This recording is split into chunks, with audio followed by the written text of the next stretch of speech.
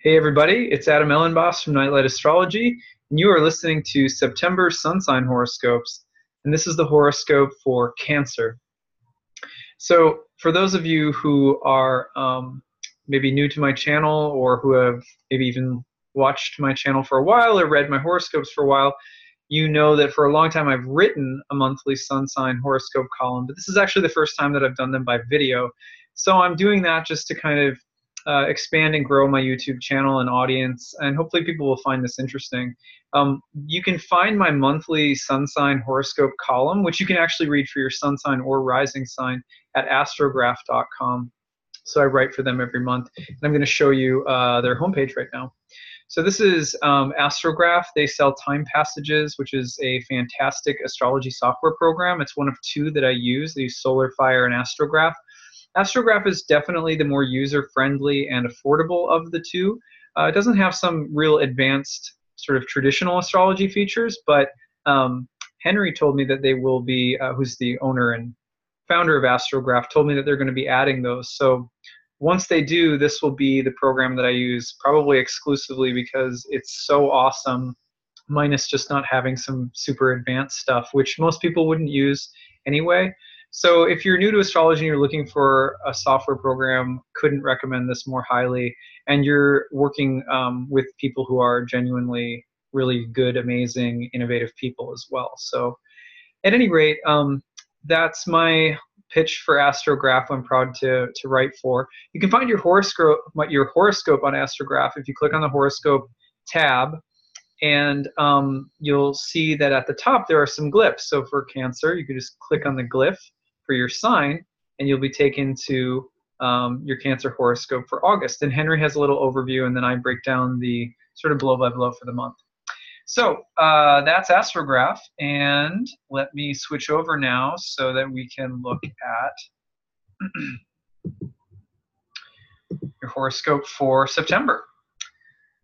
All right, so Cancers have quite a month ahead. It's a big summer. You had your first eclipse in Cancer around July 12th, and that is foreshadowing a pretty big period of change is coming up for Cancerians because the nodes of the moon are going to be changing signs in November to Cancer and Capricorn, which means you're about to start getting eclipses in your home sign and across the 1st and 7th house axis, which means that relationships and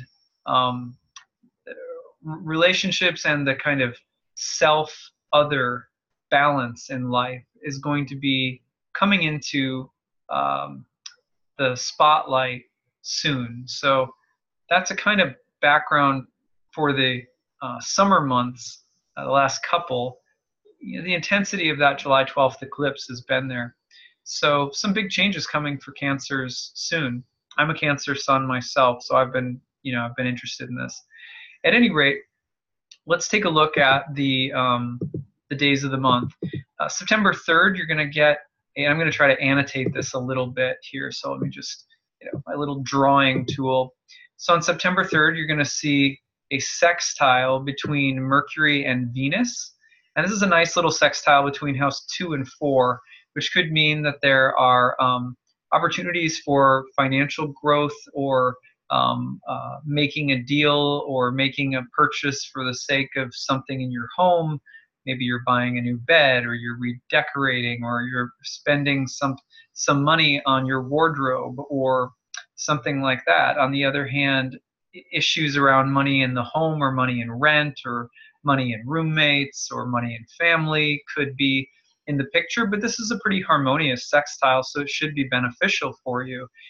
Any kind of deals that your negotiations that you're trying to work out could be nice. You want to be careful of extravagance at this time, but otherwise it genuinely looks like a really nice transit. So that being said, let's go ahead and we'll flash forward to September 8th. On September 8th, you're going to see the same Venus in your 4th house of home, family, parents, making a square to Mars in your 7th house of relationships. There could be some real sexual and creative tension when Mars and Venus get into a square. Mars and Venus are, of course, the sort of prototypical masculine and feminine. And so when they square off anywhere in your chart, there can be sexual tension or some level of tension or even conflict in relationships. So you want to be a little bit more mindful at this time, not to press each other's buttons, whoever you're in relationships with. But you can also look at the overlap between domestic issues and issues happening in a spouse or partner's life being more pronounced at this time. For example, I'll just speak because, I can speak personally to this because I'm a Cancer.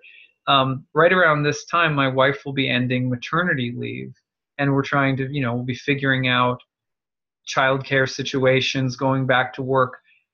Knowing this ahead of time is potentially very helpful for me because I'll know if there's a little tension or stress around this time. Pretty normal. That's the domestic side, and the spouse or partner side, my wife going back to work after having a baby. So you get the idea, though. You can apply these energies in the home, family, and relationship area and just kind of see what's going on.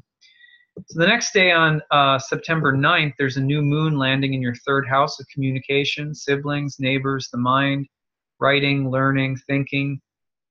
It's opposite Neptune in your ninth house, which is the house of higher education, religion, long journeys or travel. So you might be looking at making travel plans, or you might be traveling. There might be an emphasis on learning and education, spirituality and beliefs, maybe with some questions about boundaries, about truth versus,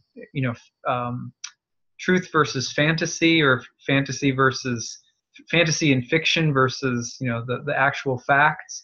Some of those things might be somehow pronounced in your life during this time. But it's the moon cycle ahead will have a lot to do with conversations or dialogue regarding both intellectual and spiritual matters, or with regard to learning new things or writing or communicating about things. So you want to make sure you've got your facts straight.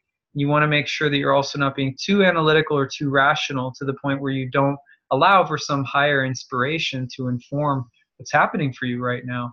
And that's par for the course with Neptune in your ninth house. Neptune's been in your ninth house for a long time. You go back to 2000, go back to like the 2010-11 area when Neptune was just getting close to Pisces, and there's been substantive changes in your spiritual, religious life in regard to the things that you're studying that are occupying your mind, your quest for meaning. It's been there for a while. Though this new moon is continuing the story with a close opposition to Neptune. All right, so that's your new moon on September 9th. Now, neighbors, siblings, travel, other kinds of topics could be involved as well, like on the periphery. So can't always, and it's a funny thing, you're doing horoscopes, it's like you have so many different possibilities. So one of the key things whenever you're ever reading a horoscope is if they mention the house topics, if you can memorize some of the different topics associated with the houses, you can always have a little bit more flexibility when you're reading a sun sign horoscope and get a little bit closer to actually being able to do your own too, which is, I think, it's always helpful to listen to other people's, and then it can be helpful to do your own.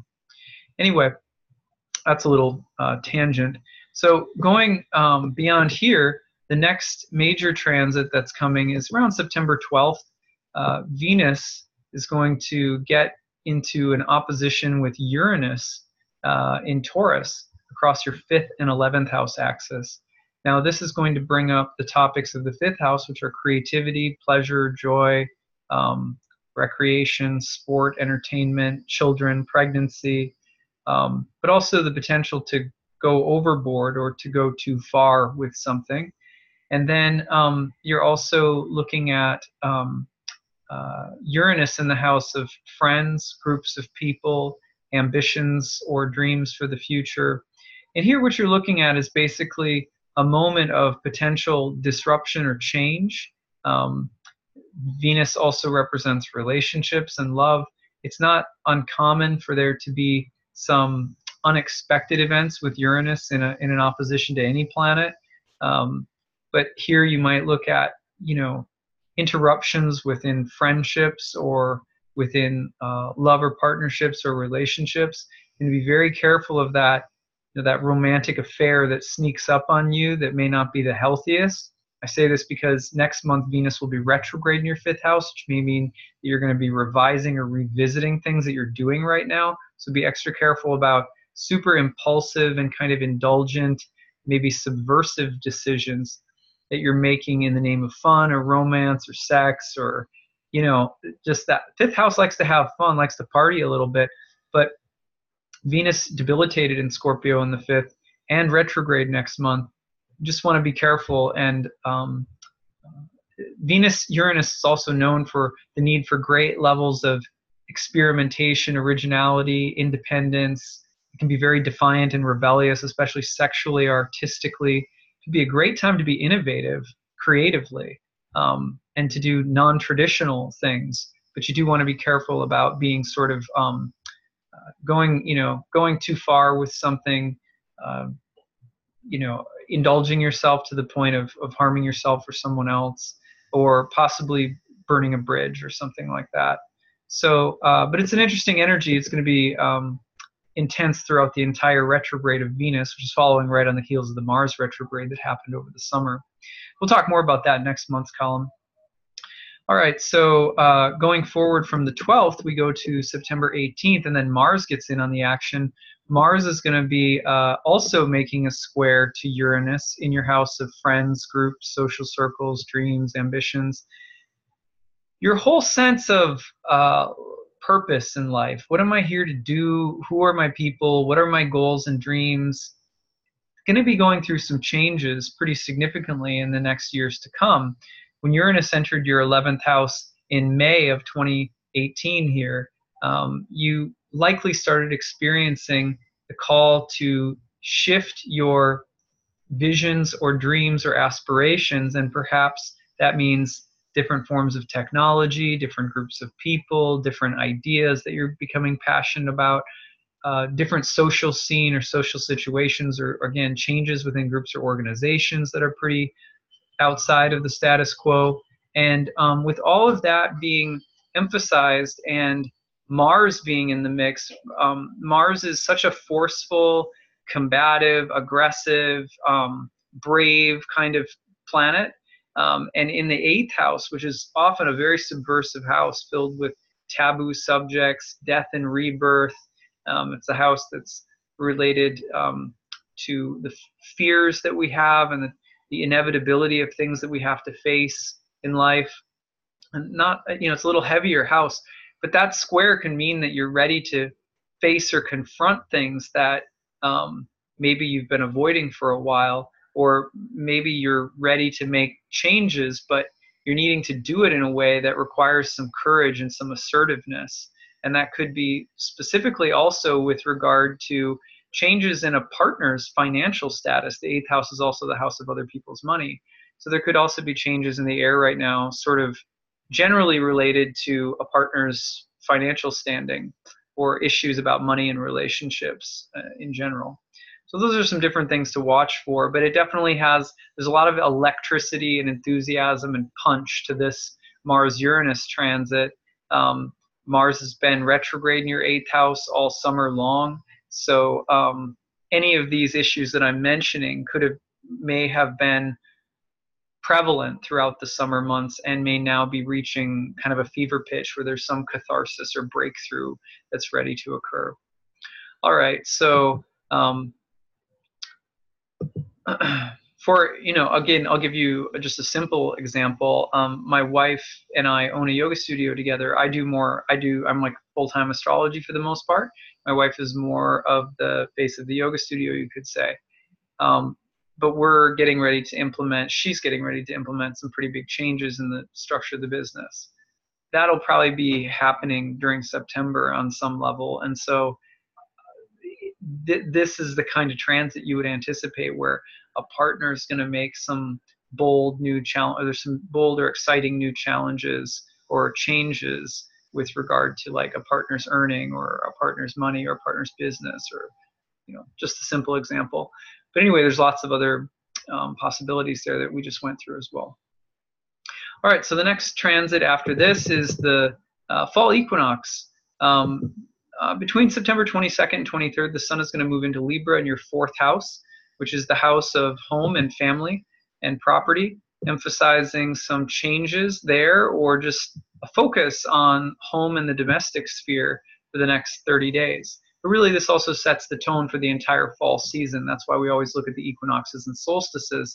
The autumn season is in many ways toned by the entrance of the sun into Libra. And in this case, that lands in your 4th house, which will put the light of the sun, so to speak, right in the areas of home and family. So those things are going to be highlighted for a ways to come now as of the fall equinox. So then last but not least, on the 24th, there's going to be a full moon, and I'll just go forward a little bit. So, oops, here we go. Full moon will end up landing in Aries, and it'll be in your 10th house. Now, this, you can't see it right now, so let me actually just speed this up a little bit.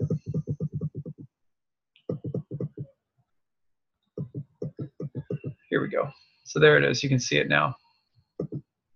24th into the 25th, you'll see the full moon in Aries opposing the sun in Libra in your 4th house. So this is landing across the 10th and 4th house axis, which is work, professional life, public reputation, and then home, family, private life. And there's going to be a T-square happening to Saturn in the 7th house, which is the house of relationships. There's a lot of balancing happening for this full moon for you. There's going to be the balance between home, work, and relationships. Those are 3 major areas of life for everybody for the most part. I mean, most astrology sessions that I do for people, when people come in, those are the big things they want to talk about. Maybe health is in there as well, or money or something like that. But work, professional life, home life, family life, living situation, and the relationships. Now, what in particular is coming up? You're trying to balance especially domestic responsibilities at a time where there are also different kinds of commitments or different kinds of conflicts or challenges arising in relationships, while there is also probably a lot of energy pouring into your career area right now. You're really succeeding or thriving or moving forward in career things, and there's just, you're spread too thin, and you're trying to figure out how to balance it, especially in the home area. So that's what I've got for you this month. I hope that this was interesting. I want to refer you to close here to one last thing, which is my website. You can learn more about me, my work, book a reading, check out my classes by visiting nightlightastrology.com. And I hope to see you soon, maybe for a reading, or see you in class sometime. If not, we'll see you for my live video blogs, my horoscopes, or next month's sun sign column. All right, take care.